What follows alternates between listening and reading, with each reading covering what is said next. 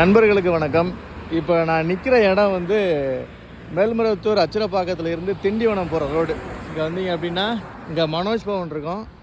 இது வந்து மனோஜ் பவன் இருக்கும். இந்த மனோஜ் பவன் பக்கத்துலேயே ஒரு தொல்லியல் துறை சைட்டு ஒன்று இருக்குது. இது நிறைய பேர் பார்த்துருக்க மாட்டாங்க, ஏன்னா போர்டு உள்ளே இருக்கும்.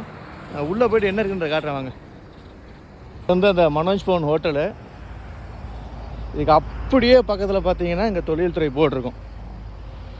இது என்ன ஹெரிட்டேஜ் சைட்டுன்னு தெரியல. இங்கே ஒரு போர்டு இருக்குது. இதை வந்து நீங்கள் நல்லா உத்து பார்த்தா தான் தெரியும். இது வந்து ஒரு தொல்லியல் துறைக்கு சம்பந்தமான இடம் அப்படின்றது உத்து பார்த்தா தெரியும். எதிரே பார்த்தீங்கன்னா ஒரு பெரிய மலை இருக்குது. இந்த போர்டை காட்டுறேன் பாருங்கள். போர்டில் என்ன இருக்குன்ட்டு போட்டிருக்கு பாருங்கள். இந்த நினைவு சின்னம் 1958ஆம் ஆண்டு பழங்கால நினைவு சின்னங்கள் தொல்பொருள் ஆய்வகங்கள் என்ஜிய பகுதிகள் சட்டத்தின் கீழ் பாதுகாக்கப்பட்டது. கீழே போகலாம். இது வந்து தண்ணி ஓடி வர இடம் மாதிரி இருக்குது பாருங்க. ஸ்டெப்பாக இருக்கா உள்ளே இறங்கி போகிறதுக்கு பாருங்க.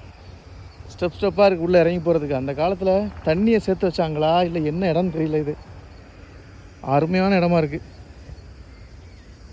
உள்ளே என்ன இருக்குது, என்ன இடம்னே தெரியலங்க. இது எதுக்காக இதை தொழில்துறை பாதுகாக்குதுன்னு தெரியல. இந்த மலைத்தொடர் இங்கே இருக்குது. இது கீழே போகிறதுக்கு வழி இருக்குது. நீர்நிலையை சேர்த்து வைக்கிற இடம் மாதிரி தான் இருக்குது. என்னன்னு தெரியலையே. இது எதனால் தொழில்துறை இதை பாதுகாக்குதுன்னு தெரியல. இவரோட சைட் அங்கே இருக்குமோ?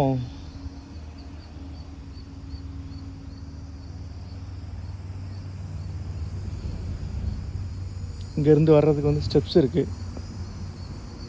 இங்கே வெளியில் போனீங்கன்னா ஒரு கடை வேறு இருக்குது. இது என்னன்னு தெரியல. இந்த குளத்தை தான் பாதுகாக்கிறாங்கன்னு நினைக்கிறேன். இப்போ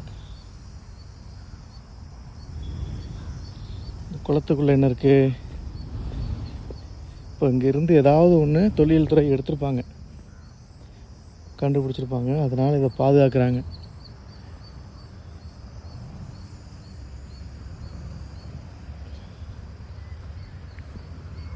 அந்த காலத்தில் கட்டப்பட்ட குளம் மாதிரி இருக்குது. சுற்றி பார்த்தீங்கன்னா மதில் சுவர்கள் இந்த மாதிரி அந்த காலத்தில் கட்டப்பட்ட குளம் மாதிரி தான் இருக்குது.